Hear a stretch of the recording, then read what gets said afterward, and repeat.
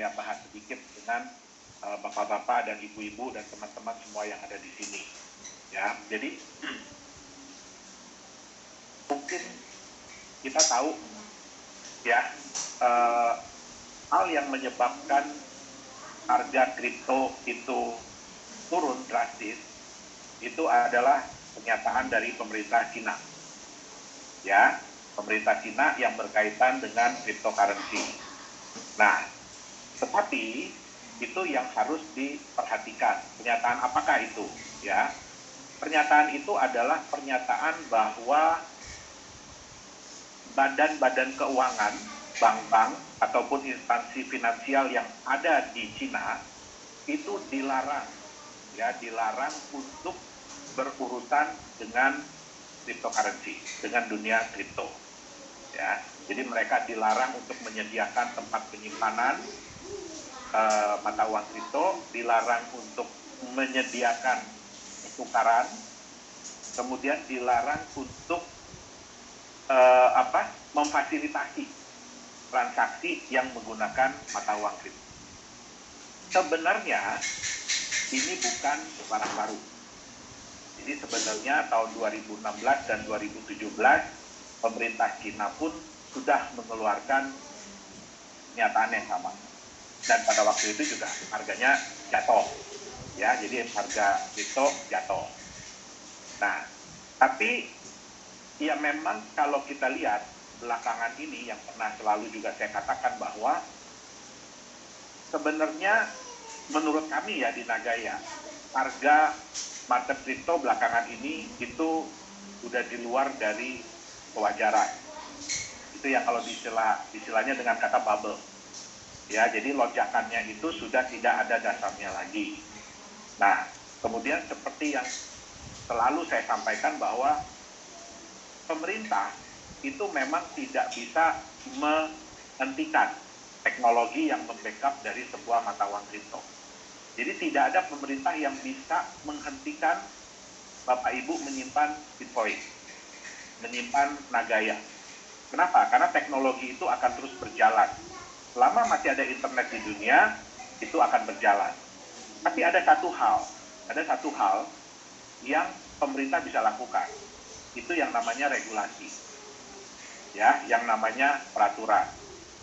Nah, kenapa sampai pemerintah Cina mengeluarkan statement yang sama lagi? Jadi seperti mengingatkan. Ya, kenapa? Kalau Bapak Ibu lihat, ya kalau buat saya pribadi ya, ini sih statement saya pribadi ya. Mungkin banyak yang berpikiran sama seperti saya, ya, bahwa sekarang ini mata uang kripto ini udah nggak ada aturannya lagi, udah nggak jelas mau dibawa kemana. Kenapa? Mungkin Bapak Ibu yang penggiat atau penggemar mata uang kripto udah tahu ya, sekarang segala jenis binatang ada di mata uang kripto. Ya, ada koin yang logonya anjing, logonya kucing, logonya monyet, logonya beruang, logonya macam-macam. Dan hampir setiap hari, hampir setiap minggu itu pasti muncul. Yang baru-baru pasti muncul. Ya. Nah, sedangkan mereka itu membuat yang seolah-olah market cap atau jumlah pasar yang dikuasai itu semakin besar. Kemarin sebelum drop harga jauh ini, itu market cap-nya kripto itu sekitar 3 triliun dolar. Ya, tentu saja ini mengundang kekhawatiran dari regulator, dari pemerintah. Kenapa? Ini saya ambil sedikit ya dari kata-kata Pak Dhani ya, ini cocok banget nih. Pak Dhani mungkin bisa unmute Pak, supaya kita bisa ngobrol Pak. Oh iya, boleh Pak, boleh Pak. Jadi nggak bosan, teman-teman nggak bosan dengerin cuma saya doang yang ngomong gitu. Ya. Boleh. Nah, jadi kita diskusi nih ya Pak ya. Ya, jadi sekarang di dunia kripto itu kebanyakan apa? Sorry ya Bapak Ibu ya, kalau omongan saya agak keras atau agak kasar. Jadi yang kebanyakan adalah orang licik membohongi orang sok pintar, dan orang sok pintar membohongi orang yang tidak tahu. Ya. Ya, itu yang ikut ya Pak ya berarti ya di betul, akhir ya. betul. Itulah yang terjadi di dunia kripto sekarang ini. Ya, jadi banyak sekali orang-orang yang kemudian seolah-olah mereka itu mengatakan bahwa nih the next crypto, the next apapun ya, yang akan naik harga 1000 kali, 100 kali, berapapun mereka selalu katakan itu. Tapi hanya itu yang mereka katakan. Mereka tidak membicarakan fundamentalnya apa, ya kan? Terus kemudian ini kripto atau koin ini fungsinya nantinya apa, itu semua tidak dilakukan. Hanya mereka bilang bahwa ya ini berpeluang menjadi the next siapa yang kemarin contoh sukses. Ya. Jadi hanya menjual janji ya Pak ya, kalau misalnya biasanya dijual itu. Betul. Iming. Ya, jadi mereka selalu katakan gini, tuh kamu udah ketinggalan yang ini, ya kan? Kamu udah ketinggalan yang ini. Sekarang ada yang baru nih. Ya, mungkin ada koin logo anjing 1, sekarang muncul koin logo anjing 2 atau logo kucing, ya. Nah, itu kemudian dimanfaatkan, ya, supaya apa? Supaya orang-orang mau membeli dengan harapan bisa harganya sama dengan yang kucing kemarin atau anjing kemarin, gitu loh. Tanpa ada dasar-dasar yang jelas. Nah, tentu saja ini mengkhawatirkan buat pemerintah. Kenapa? Ya, dan saya bilang tadi ya, orang licik membohongi orang sok pinter, orang sok pinter membohongi orang yang nggak tahu apa-apa. Nah, yang paling banyak sayangnya, yang paling banyak adalah orang yang nggak tahu apa-apa. Yang hanya mengikuti tren berarti Pak. Betul, mereka nggak tahu apa-apa. Mungkin Bapak Ibu baca ya di koran-koran di Indonesia juga ada ya beberapa bulan belakangan ini. Selalu mereka mengatakan yang bagus-bagusnya tentang cryptocurrency. Ya. Wah, si ini ya dengan beli koin ini bisa untung sekian banyak, bisa untung sekian banyak. Ya, tapi mereka tidak pernah memberitahukan apa resikonya. Ya. Ya. Jadi sebenarnya mohon maaf ya kalau saya agak jahat sedikit. Sebenarnya mohon maaf kalau saya agak jahat sedikit. Sebenarnya saya itu menunggu-nunggu kejadian kemarin itu terjadi. Kenapa? Karena selama ini kita mengatakan untuk apa sih fungsi backup dari sebuah kripto? Ya. Untuk apa sih fungsi fungsi proyek, ya, fungsi bisnis dari sebuah kripto? Terus untuk apa sih fungsi transparansi dari sebuah kripto? Ya itu akhirnya terjawab di kejadian kemarin. Ya, kalau dibilang bahwa semua cryptocurrency itu merah kemarin, tidak. Ya, jadi Bapak Ibu bisa lihat bahwa pada saat merah, yang sebagian besar, mungkin 99% itu merah, atau turun harganya, itu ada 1% yang hijau. Ya, di antara yang merah-merah tuh ada yang hijau ya Pak ya? Ada yang hijau. Nah, siapa ini yang hijau? Yang hijau ini adalah koin-koin atau kripto-kripto yang memiliki underlying aset atau backup. Baik itu dalam bentuk emas, baik itu dalam bentuk US dollar, baik itu dalam bentuk euro, ya karena sekarang udah mulai banyak ya, bahkan Indonesia pun udah ada token yang di backup oleh Indonesian rupiah. Ya. Nah, jadi ada juga yang hijau, jadi bukan berarti semuanya merah. Nah, oke, kembali lagi tadi, kenapa sampai pemerintah Cina mengeluarkan statement seperti itu? Yang saya bilang tadi, orang yang tidak tahu inilah yang kasihan. Ya, orang yang tidak tahu inilah yang istilahnya akan menanggung akibatnya. Ya, dari ketidakpastian dunia kripto ini. Ya, karena mereka cuma ini ya Pak ya, mungkin ya gara-gara beberapa dari mereka juga ada yang kehilangan pekerjaan dan apa, mereka kan butuh dan diberikanlah harapan quote-unquote oleh janji-janji.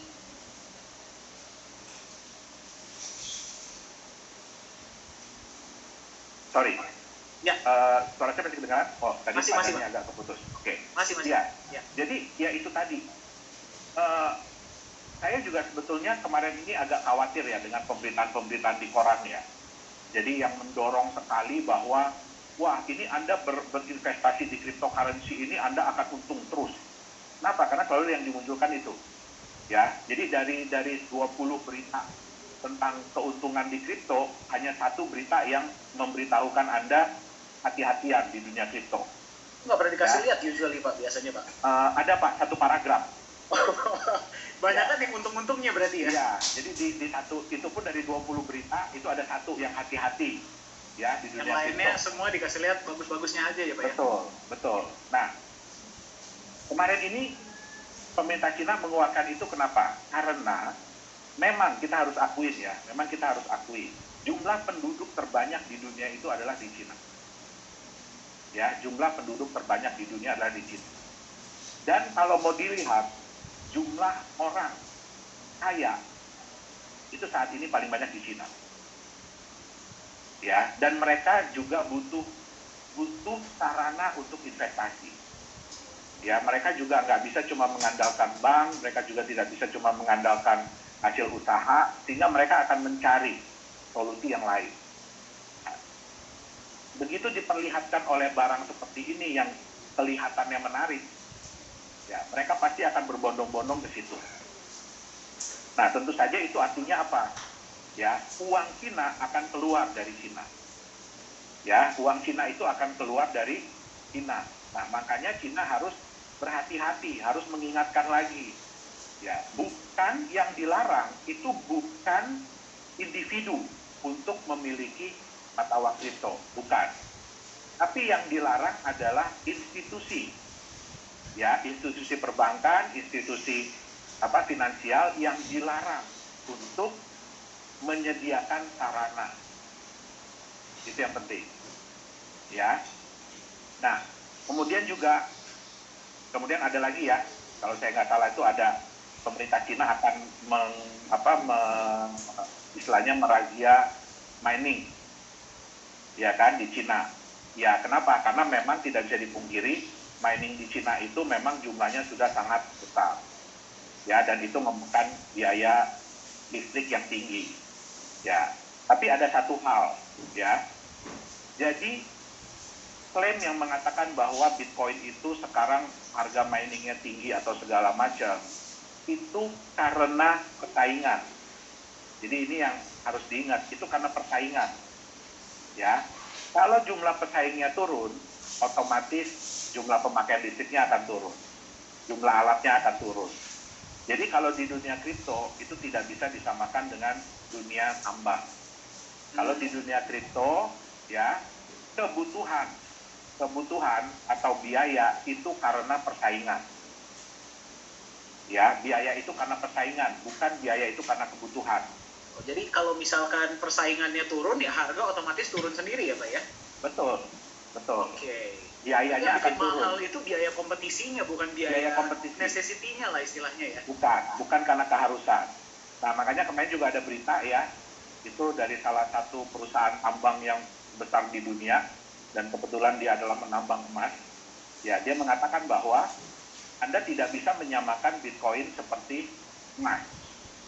Ya, jadi kalau ada klaim yang menyatakan bahwa cryptocurrency ini adalah emas digital, itu salah besar. Ya, jadi kecuali Nagaya ya, kalau Nagaya memang benar ada emas ya. Ya, emas beneran Pak ya. Betul, tapi kan banyak klaim kan dari cryptocurrency kan menyatakan bahwa ya kita ini adalah digital gold. Ya, kita sama dengan emas. Kenapa jumlahnya terbatas? Ini yang harus disadari, ya, yang harus kita ingat, ya. Yang menciptakan cryptocurrency itu adalah manusia. Ya, yang menciptakan cryptocurrency adalah manusia. Yang bisa bikin kripto bukan cuma yang namanya Satoshi Nakamoto.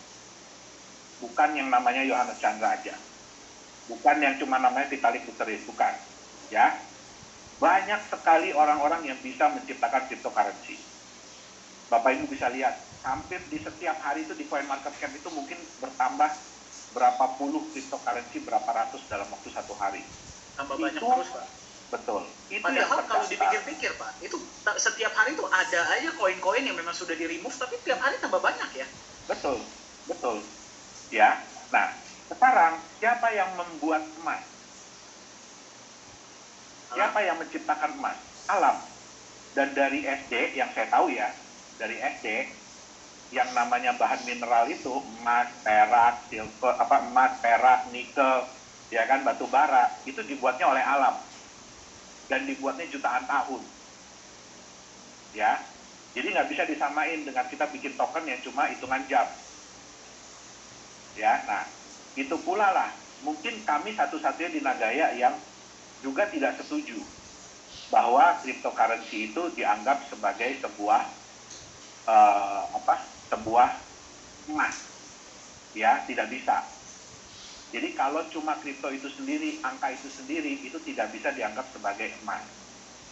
Oke, nah kejadian kemarin itu menunjukkan apa yang selama ini mungkin Pak Dhani selalu bilang ya, kita juga selalu bilang, oke, di dunia cryptocurrency saat ini yang berlaku hanya kepercayaan, murni hanya kepercayaan.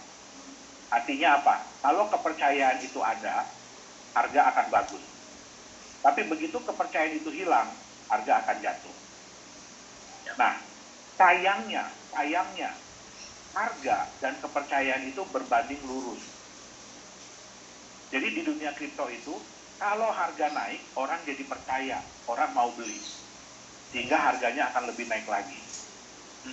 Tapi berlaku juga kebalikannya. Kalau harga turun, kepercayaan orang akan hilang. Harganya akan lebih turun lagi. Jadi kayak bola salju ya Pak ya dia ya? Betul. Jadi benar-benar hanya berdasarkan sentimen. Ini sentimen positif apa sentimen negatif? Ya, sentimen positif atau sentimen negatif. Nah, hal yang kebalikannya terjadi di stable coin. Yang saya bilang tadi, ada 1% yang warnanya hijau kok. Dan itu semua adalah koin-koin atau kripto-kripto yang memiliki backup, yang memiliki aset, ya, baik itu emas, perak, US dollar. Artinya apa? Mereka itu memiliki nilai yang akan membackup mereka, ya. Nah, saya mungkin akan share screen sedikit ya. Jadi itulah kenapa ya Pak ya, kan kebanyakan kalau mother of coin, Bitcoin itu harganya turun, semuanya biasa ngikut turun. Tapi kalau yang punya aset, itu ada faktor ketiganya lah istilahnya ya.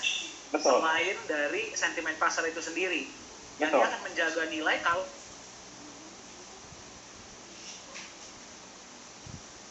Sebentar Pak Dhani, suaranya hilang. Oh, sorry, kedengaran suara saya Pak? Udah kedengaran. Oke, ya. Oke. Ini saya harus stop dulu. Nah, udah kelihatan belum saya punya ini? Kelihatan Pak. Saya punya apa? Ini ya. Ini tipe aset kripto ya, yang ingin saya perlihatkan. Jadi kalau di dunia saat ini itu sebenarnya ada dua tipe aset kripto. Ya, yang paling kanan itu belum banyak yang kenal. Ya, cuma Bapak Ibu aja yang kenal. Ya, sama beberapa orang Korea, beberapa orang ya Rusia, beberapa itu baru beberapa semua. Ya. Nah, sekarang ini yang ada di dunia aset kripto itu sebenarnya ada dua, yaitu non-stable, artinya mereka itu tidak ada backup apa-apa. Ya, tidak ada underlying value, underlying asset, jadi tidak ada aset yang membackup, dan stable coin. Ya. Nah, kalau kita mau lihat non-stable coin itu memang bisa memberikan profit yang tinggi. Jadi kemungkinan harga naik itu bisa tinggi sekali. Ya, itu sudah terbukti ya. Di market sekarang banyak koin-koin yang seperti itu. Tapi mereka pun punya resiko yang tinggi. Jadi begitu kena sentimen negatif sedikit, ya, mereka akan turun. Artinya resikonya tinggi. Nah, nilai terburuknya berapa dari sebuah non-stable coin? Itu bisa mencapai 0. Jadi benar-benar bisa kehilangan nilainya. Itu kalau naik tinggi sekali, kalau turunnya bisa sampai lantai Pak ya? Betul ya. Nah, untuk stable coin ya, keuntungannya apa? Resikonya rendah. Kenapa? Karena dia memiliki backup. Artinya apa? Nilai terburuk dari stable coin adalah backupnya itu tadi.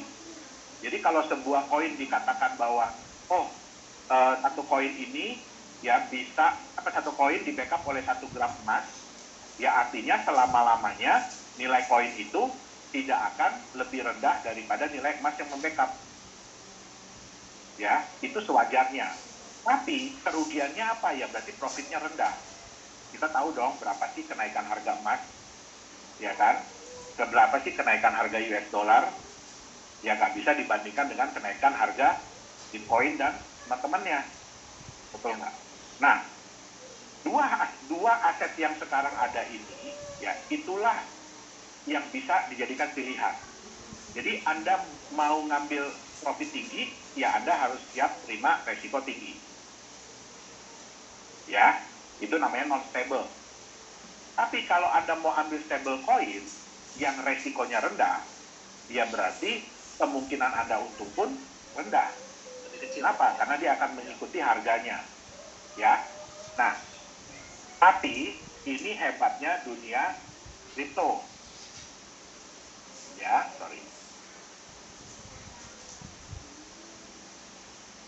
Bentar ya. Ini nanti. Wah, itu menarik sekali itu Pak, angka-angkanya Pak. Ya, nanti kita bahas ya. Ya. Pak, by the way, peserta sudah 300 Pak. Oh iya. Ya. Ya, Nah, silakan. sekarang kita bisa lihat ya. Sorry.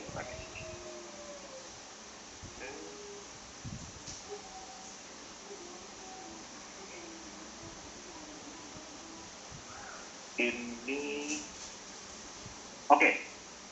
Ya, ini adalah salah satu stable coin. Jadi, stable token ya. Mereka token bukan koin ya. Nah, jadi token mereka ini diklaim di backup oleh 1 gram emas. Ya, diklaim di backup oleh 1 gram emas. Oke, salah chart. Harusnya chartnya, oh ya benar yang ini. Ya, mereka diklaim bahwa mereka ini di backup oleh 1 gram emas. Ya, tapi, mohon maaf ya Bapak Ibu ya, saya ulangin lagi kata-katanya ya. Orang licik ngerjain orang sok pinter, orang sok pinter ngerjain orang yang nggak tahu. Ini yang terjadi, ya. Karena kebanyakan orang-orang ini tidak tahu apa itu cryptocurrency dan apa sih yang mereka beli. Inilah yang terjadi. Jadi token ini begitu masuk di market, ya, bisa dibuat harganya hingga mencapai 250 juta satu token. Padahal 1 gram emas selamanya itu ya Pak ya? Betul. Wow. Jadi selamanya token ini hanya di backup oleh 1 gram emas. Ya. Tapi karena ketidaktahuan market, ini bisa diangkat harganya sampai 250 juta. Pertanyaannya, apakah ada yang beli di harga 250 juta? Ada. Ya, saya ada baca sendiri kok chatnya, pengakuan. Jadi orang itu beli dengan uang 100 juta rupiah di harga 250 juta rupiah. Nah, kemudian ya lama-kelamaan pasti market akan pelajari dong, ini token apa sih? Ya. Nah, ternyata diketahui bahwa token ini di backup oleh 1 gram emas selama-lamanya. Sehingga harganya sekarang itu 700 ribuan, 800 ribu.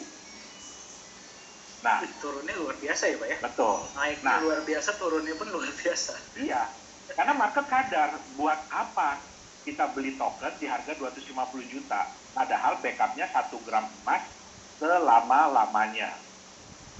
Nah, ini adalah keindahan dari dunia kripto, Bapak Ibu. Ya, keindahan dari dunia kripto. Kenapa? Karena banyak orang yang nggak tahu. Nah, inilah yang dimanfaatkan oleh orang-orang yang, licik. Ya, kayak kemarin, ya kan, ada yang dengan dia bilang bahwa, wah, dia cinta Doge. Ya, terus kemudian Doge bisa naik harganya sampai berpuluh-puluh kali lipat. Ya, terus kemudian dia bilang dia suka Bitcoin, dia beli Bitcoin di sekian banyak, harganya naik lagi. Ya, terus kemudian dibanting sama dia harganya, dia tweet yang kebalikannya, sentimen negatif, harganya langsung drop. Ini bukannya orang terkenal ya Pak ya? Terkenal banget. Terkenal banget. Ya. Nah, pertanyaan saya satu. Apakah Bapak Ibu mau memiliki aset? Ya, Bapak Ibu mau memiliki aset yang karena satu orang terkenal ngomong, itu harganya bisa naik tinggi. Tapi jangan senang dulu ya. bisa juga turun sangat parah. Pak Yohanes, kalau saya nggak salah ya Pak ya, itu Nah. dulu kita pas acara Chinese New Year tuh Pak Yohanes pernah menyebutkan hal yang sama deh Pak. Betul. Betul ya? Betul, Dan itu pas betul. itu tuh lagi naik-naiknya tuh Pak. Dan banyak orang Betul. yang sebenarnya bahagia ketika diangkat harganya Pak. Betul. Tapi nggak habis berapa lama, jebol juga. Kita sudah prediksi waktu itu. Ya kan? Ya, mungkin kita ngomong bercandaan ya. Ya kan? Ini pasti bentar lagi dia jual. Dan ternyata benar ya Pak. Dan terbukti. Iya. Nah, jadi benar-benar yang membuat kami sedih di dunia kripto ini adalah harga itu hanya diatur berdasarkan kepercayaan orang. Dan inilah yang sering dimanfaatkan oleh orang-orang lain. Ya. Makanya di Nagaya ini kami bercapek-capek dahulu. Kenapa saya bilang bercapek-capek dahulu? Ya. Setiap minggu ada nih ngomong seperti ini. Kasih tahu bagaimana konsep Nagaya. Ya, training. Ya, terus sekarang dibantu sama Pak Yunia, sama Pak Beni, sama Pak Alfian, nanti juga dengan tim-tim yang lain, ya kan, untuk mengajarkan kepada teman-teman, ya, seperti apa sih sebuah aset. Ya. Kemarin ini sudah ada pernyataan bahwa kripto ini sudah dijadikan sebagai aset spekulasi, sebagai sebagai alat spekulasi. Artinya apa? Orang tidak akan pegang untuk waktu yang lama. Orang cuma berharap keuntungan, habis itu jual. Ya, mohon maaf Bapak Ibu, di Nagaya, kami menciptakan Nagaya bukan untuk seperti itu. Ya, kami menciptakan Nagaya ini sebagai aset. Hal yang bisa, sesuatu yang bisa Bapak Ibu pegang untuk jangka yang panjang. Ya, contoh, Bapak Ibu beli tanah, beli rumah, beli emas, beli saham. Emas tuh sebenarnya kurang cocok ya. Sebenarnya beli saham, tapi saham perusahaan blue chip ya, jangan perusahaan gorengan ya. Jangan saham gorengan, itu beda cerita. Ya, itu sama dengan yang tetangga, itu nggak sama sama Nagaya. Nagaya ini tujuannya sama dengan saham blue chip. Ya. Nah, supaya apa? Ya, supaya aset ini bisa dipegang dalam jangka waktu yang lama. Ya. Karena kita selidikin ya, kenapa sih orang-orang itu membeli aset? Ya, contoh Bapak Ibu kenapa membeli rumah? Kenapa membeli saham-saham blue chip? Ya. Mereka semua itu mengharapkan harga asetnya, nilai asetnya itu ke depannya naik. Tapi selama mereka menunggu, mereka bisa mendapatkan sesuatu. Contoh kalau rumah, ya, Bapak Ibu beli rumah, ya, harganya naik nggak? Naik. Tapi kan nggak mungkin bisa naik 100 kali dalam waktu setahun. Ya kan, hari ini beli rumah 500 juta, tiba-tiba besok udah ditawar orang 50 miliar gitu kan, tahun depan. Itu nggak mungkin. Ya, kena gusuran tol aja juga nggak mungkin begitu.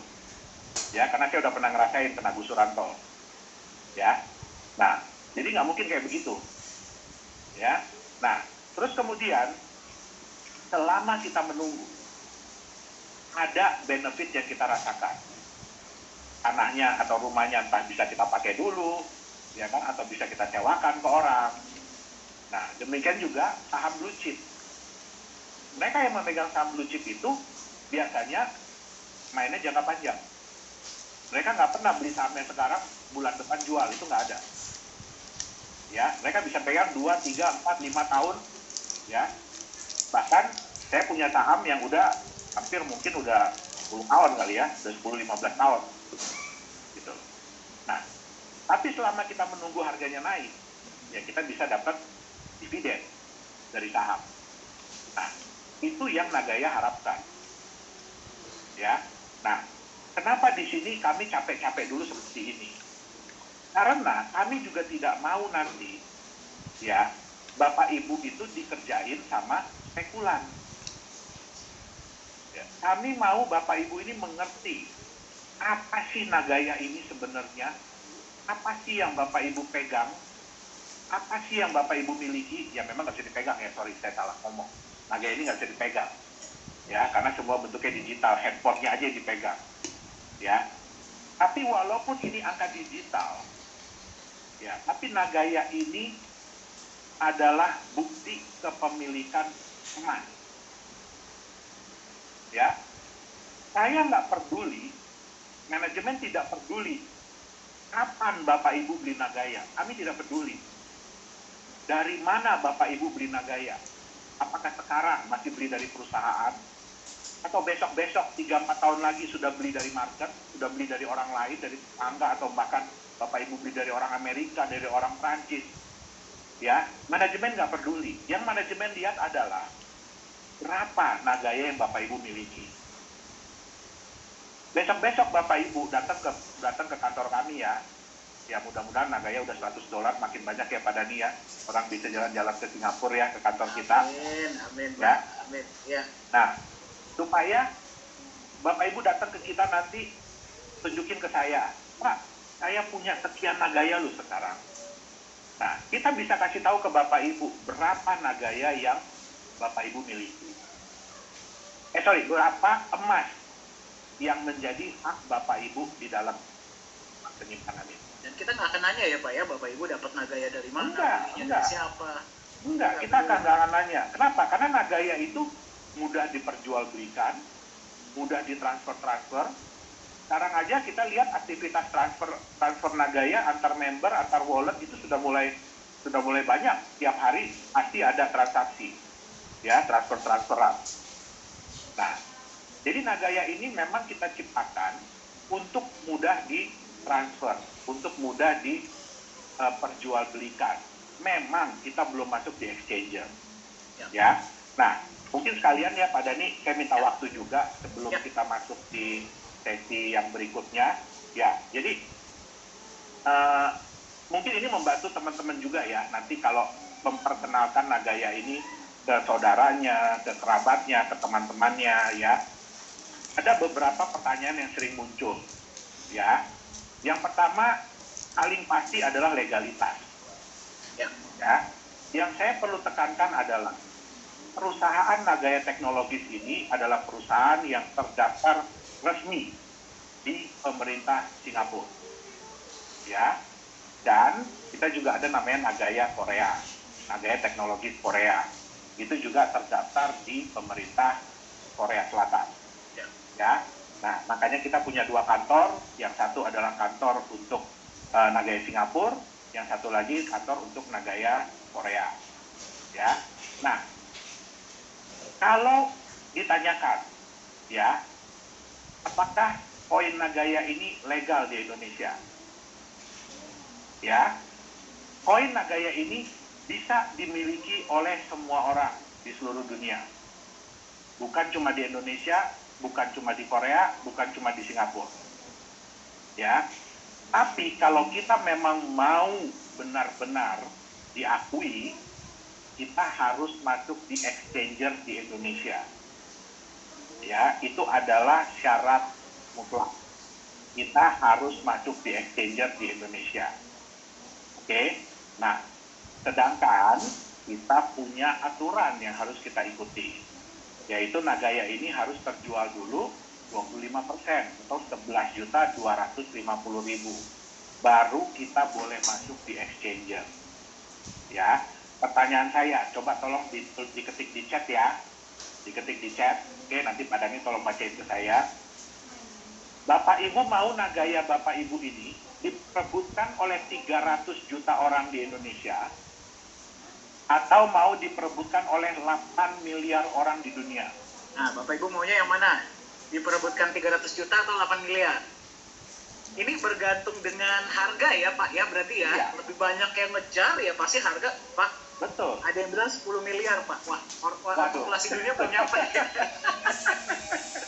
Ya. Pak, mayoritas 8 miliar Pak jawabannya Pak. Ya, karena prinsip dari market, ya kan, semakin banyak orang yang mengejar, ingin memiliki barang tersebut, dan semakin sedikit barang yang tersedia, itu pasti harga akan naik. Itu yang namanya prinsip demand and supply. Kita nggak bisa ngomong apapun kalau 2 hal ini nggak bisa dipenuhi. Nah, Bapak Ibu setuju nggak? Kalau tanggung jawab kami adalah membuat harga Nagaya Bapak Ibu setinggi-tinggi mungkin, betul nggak? Betul ya, setuju Bapak Ibu ya. Ya, Bapak Ibu beli koin ya pasti maunya setinggi mungkin dong. betul. Karena target kami itu 5 tahun itu kalau perlu lebih cepat dari 5 tahun itu kan $100 harga Nagaya di market. Dan ini hanya bisa terpenuhi kalau kami mendapatkan kepercayaan dari orang yang lebih banyak. Ya. Ya. Betul ya Bapak Ibu ya, setuju ya. Nah, Bapak Ibu kan nggak mau kan Nagaya ini nanti cuma ditradingkan di market Indonesia kan? Maunya sampai keluar negeri, betul nggak? Ya. Nah, itu yang kami tuju. Sehingga itu pula alasan kami, kenapa kami memilih Singapura. Ya, jadi kita itu ingin mengangkat kepercayaan, ingin mendapatkan kepercayaan dari orang-orang di seluruh dunia. Alasannya juga kenapa kami kami meregistrasi di Singapura, karena tempat penyimpanan emasnya, Bapak Ibu. Emas itu bukan milik kami. Emas itu adalah milik para pemegang Nagaya. Kami hanya menyimpankan. Ya, kami hanya menyimpankan.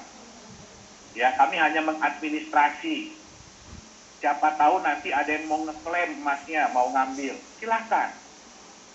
Ya, syaratnya adalah Nagayanya harus dikembalikan. Ya, dan ingat, Nagaya itu jumlahnya terbatas.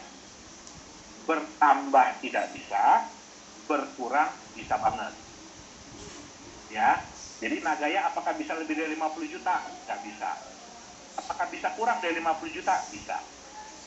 Kenapa? Kalau ada yang mengembalikan, emasnya kita serahkan, berarti Nagayanya udah nggak ada backup. Tidak boleh company jual. Itu harus kita scrap. Harus kita buang. Ya, dan ingat Bapak Ibu ya, berapapun proyek yang dijalankan oleh Nagaya, memang saat ini baru satu. Berapapun proyek yang dijalankan oleh Nagaya, ya, orang yang berhak mendapatkan benefit dari proyek tersebut adalah orang-orang yang masih memiliki Nagaya. Ya, jadi kalau Nagaya sudah dikembalikan, ya, kalau sesuatu dibagi 50 juta kan hasilnya sekian. Tapi kalau sesuatu ini dibagi dengan 20 juta, hasilnya lebih besar nggak? Ya. Okay. Apalagi berkurang ya Pak ya? Ya. Karena target kami adalah 20 tahun ke depan, Nagaya hanya tinggal 10 juta Nagaya. Ya. Nah, terus pertanyaannya, kenapa emasnya disimpan di perusahaan? Kok tempat penyimpanannya atas nama perusahaan? Saat ini tempat penyimpanan itu atas nama perusahaan. Ya, ada yang bilang gini, ini kan blockchain harusnya decentralized dong. Tapi emasnya centralized kan? Betul. Kenapa? Bapak Ibu mau nggak kalau besok-besok ngeklaim emas ke Pak Dani bilang saya nggak tahu di mana. Kan decentralized. Karena decentralized. Saya nggak tahu emasnya di mana. Ya, Bapak Ibu ingat ya. Kalau Bapak Ibu, nih, contoh ya, Pak Dani sering ngasih contoh begini. Dari sekian banyak mobil, ya, yang menentukan bahwa Anda pemilik mobil itu apa? BPKB. Ya, Anda nggak bisa ngasih mobilnya doang tanpa ngasih BPKB-nya, betul nggak? Itu namanya bodong. Ya, Anda nggak bisa, apalagi Anda nggak bisa jual BPKB-nya doang, mobilnya Anda pegang sendiri. Nggak bisa. Ya, yang kedua, sertifikat tanah. Apakah di tanah itu ditulis nama kita? Tidak. Ya, yang menentukan tanah itu punya siapa adalah sertifikat tanahnya. Bisa nggak kita jual tanah tanpa sertifikat? Itu sama, namanya bodong. Ya, bisa nggak kita jual sertifikatnya doang, tapi tanahnya tetap kita pakai? Nggak bisa. Ya, di Nagaya itu adalah bukti kepemilikan emas. Jadi kalau Bapak Ibu jual Nagayanya ke orang, atau kasih Nagayanya ke orang, ya emasnya itu harus pindah. Kalau kita kasih ke Bapak Ibu emasnya, artinya kalau Bapak Ibu jual Nagayanya, emasnya mesti pindah. Kalau yang beli masih satu kampung sih nggak apa-apa ya, satu tetangga gitu, satu komplek nggak apa-apa. Satu kampung, satu desa, satu kelurahan masih bisa, kecamatan, satu provinsi pun masih bisa. Tapi kan kita maunya nanti gaya Bapak Ibu ini yang minat untuk beli bukan cuma orang Indonesia. Bisa jadi orang Jepang, bisa jadi orang Amerika, ya kan? Nah, bagaimana caranya Bapak Ibu kalau jual gayanya orang Jepangnya minta dikirim emasnya ke mereka? Itu kan nambah masalah baru. Betul nggak? Nah, makanya di sini untuk meningkatkan kepercayaan, ya, Nagaya ini diatur oleh sebuah perusahaan, bukan individu Yohanes Chandra, bukan individu Pak Dani, bukan individu Pak Ibu Yuli Yolanda, tapi ini diatur oleh sebuah perusahaan yang terdaftar di pemerintah Singapura. Ya, tempat penyimpanannya pun kami tidak mau diam-diam. Kami kasih tahu di mana tempat penyimpanannya. Ya, ada yang nanti mau iseng-iseng, ya kan, jalan ke Singapura, Pak, saya mau lihat dong emasnya, silahkan. Tapi kasih tahu kita dulu berapa hari sebelumnya. Ya, nggak bisa ya kucuk-kucuk datang, Pak, saya mau lihat emasnya gitu kan. Yang ada saya ditembak nanti sama orang the safe house. Gitu. Ya, jadi harus bikin janji dengan mereka. Dan kedepannya kami akan pakai trust. Jadi Nagaya itu emasnya bukan Nagaya teknologis lagi nanti yang ngatur, tapi ada sebuah badan hukum atau biasanya notaris ya. Jadi kayak kuasa hukum, lawyer yang memang diakui oleh pemerintah Singapura untuk ngurusin emas Nagaya. Jadi Bapak Ibu klaimnya bukan ke perusahaan Nagaya lagi, tapi ke mereka. Nah, itu dia. Ya, jadi kita akan menuju ke arah sana. Nah, terus kalau kita bicara ya Bapak Ibu ya,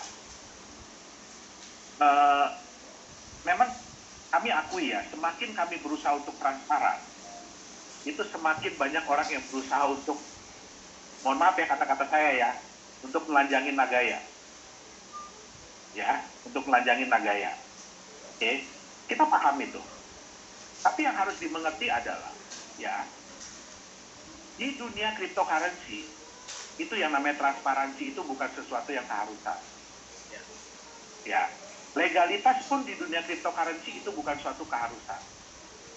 Kalau kita mau bicara, ya, Bitcoin, adakah legalitasnya perusahaannya? Tidak ada. Founder aja nggak tahuan siapa ya Pak ya? Ethereum, adakah legalitas perusahaannya? Tidak ada. Doge, tidak ada. Litecoin, tidak ada. Tapi apakah mereka semua bisa masuk di exchange? Bisa. Apakah mereka diperdagangkan? Diperdagangkan. Nah, jadi tidak ada keharusan di dunia kripto untuk memiliki legalitas. Ya, itu yang pertama. Yang kedua, ya, tidak ada keharusan di dunia kripto harus di backup sesuatu. Makanya kami pun di Nagaya itu banyak sekali mendapatkan tantangan. Ya, kenapa kok kripto harus di backup sesuatu? Kenapa kok kripto harus di backup emas segala macam? Itu bagi kami pun itu tantangan. Ya. Tapi satu hal, ya, kami tidak mau aset Bapak Ibu ini ya seperti aset-aset kripto yang lain. Semudah itu diangkat ke langit, tapi semudah itu pula dibanting ke tanah. Kita jangan samain Bitcoin ya. Kalau Bitcoin itu udah nenek moyang, itu pun nenek moyang Nagaya sebenarnya. Ya, Bitcoin itu nenek moyang Nagaya. Kita jangan nyamain Bitcoin.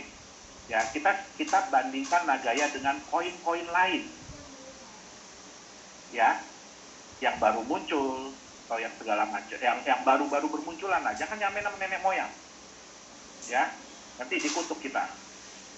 Ya, nah, jadi itu yang harus diingat. Ya, tidak ada keharusan, apalagi keharusan untuk menjalankan proyek. Ya. Tidak ada. Di dunia kripto tidak ada. Tidak ada juga keharusan harus ngasih tahu proyeknya apa segala macam, nggak ada. Bapak Ibu silakan. Ada banyak sekali koin di CoinMarketCap. Bapak Ibu bisa pelajari, buka white papernya, baca roadmapnya segala macam. Coba cari proyek apa yang akan mereka jalankan. Ya. Nah, terus apalagi transparansi itu tidak ada. Ya, tidak ada keharusan bahwa perusahaan kripto itu harus transparan. Apalagi di audit. Ya, itu nggak ada. Nah, jadi apa yang Nagaya lakukan di sini adalah kita sangat menjunjung tinggi legalitas dan transparansi ini untuk apa? Satu, yang nggak bisa bohong. Harga di market itu tetap berdasarkan kepercayaan. Bukan cuma kepercayaan orang yang sudah pegang Nagaya, yang sudah punya Nagaya, tapi juga kepercayaan orang-orang yang belum punya Nagaya. Kita harus bisa meningkatkan itu. Supaya apa? Mereka mau untuk membeli Nagaya. Nah, Bapak Ibu nggak usah takut. Ya, Bapak Ibu nggak usah takut. Ya, kalau ada yang bilang gini, Pak, dia belum percaya sama Nagaya sekarang, Pak. Nggak apa-apa, Bapak Ibu. Ya, jangan takut. Nggak apa-apa. Kita masih butuh orang-orang yang tidak percaya dengan Nagaya saat ini. Kenapa? Suatu saat nanti, mereka akan percaya. Dan di saat mereka percaya, mereka akan mulai membeli Nagaya. Pertanyaannya, mereka beli dari mana? Apakah masih bisa beli dari perusahaan? Atau sudah beli dari Bapak Ibu? Pertanyaan yang kedua dan sedikit menyeramkan adalah, di harga berapa mereka akan beli? Ya, jadi Bapak Ibu nggak usah takut.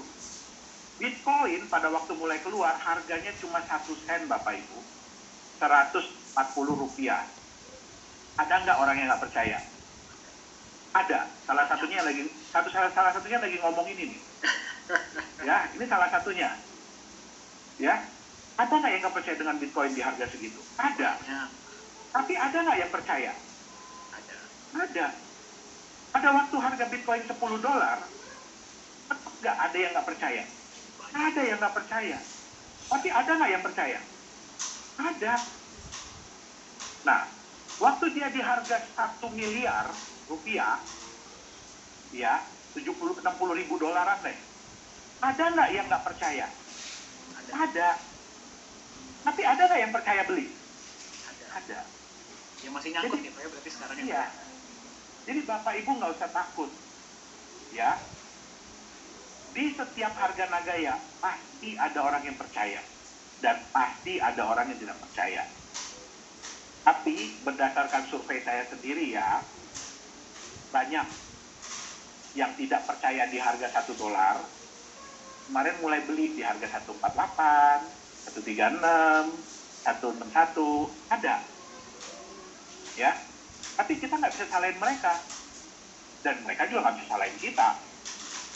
Ya, tapi satu yang saya perlu sampaikan ke Bapak Ibu, ya, kepercayaan itu sama dengan harga. Ya, nah ini yang saya mau kasih lihat ya.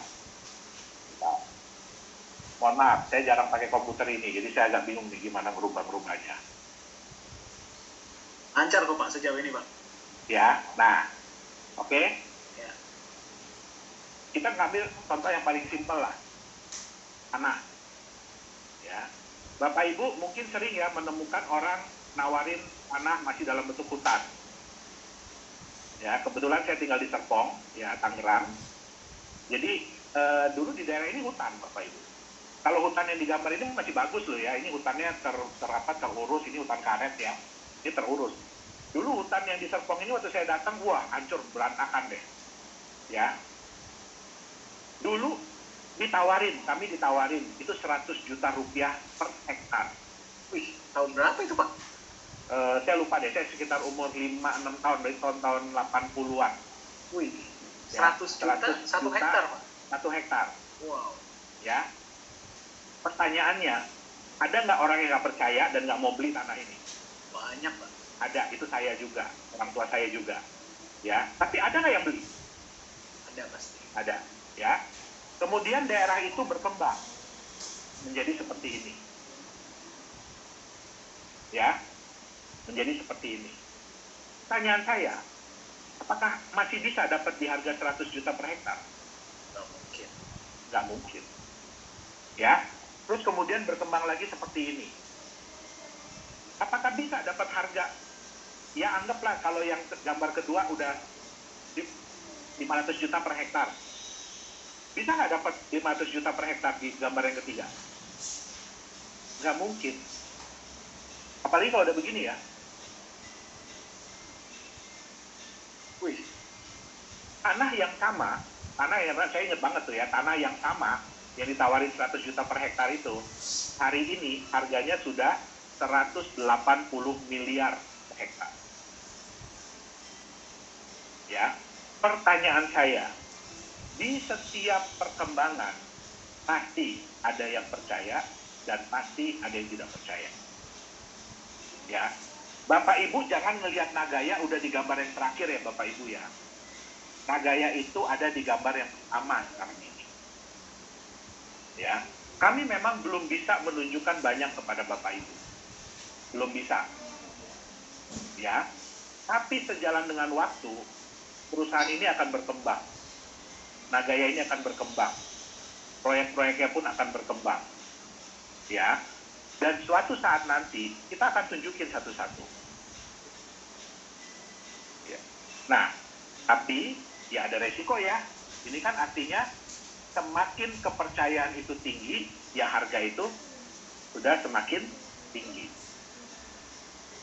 Jadi di Nagaya ini pun ya kami tidak bisa, mohon maaf ya Bapak Ibu ya, saya tahu ada beberapa yang berusaha untuk menelanjangi Nagaya, ya. Tapi kami pun harus punya senjata. Senjatanya untuk apa? Untuk memastikan bahwa harga Nagaya Bapak Ibu itu semakin lama semakin meningkat. Caranya bagaimana? Ya kami akan transparan. Tapi transparan itu pun ada tahapannya.